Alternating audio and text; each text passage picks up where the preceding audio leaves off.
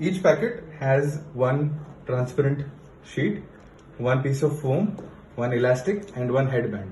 The first thing which is to be done is, this is your top side, this hole is your bottom side. So keeping this on the top, you use the elastic to lock that in. Based on whatever size required, you accordingly use it. So it has multiple holes, so it is adjustable, the entire elastic. Second part is that this is the foam. On one side, there is a tape on that.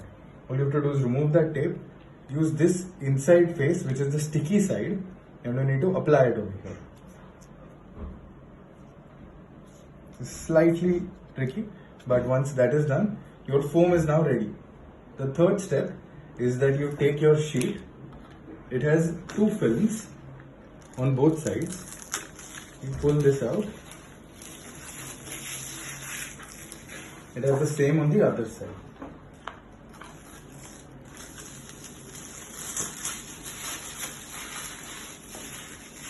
Once this has been done, you take this and you start from the corners. All you have to do is you have to pop it in. You hold this in your hand and you pop. It has to get into those holes. And as you do that,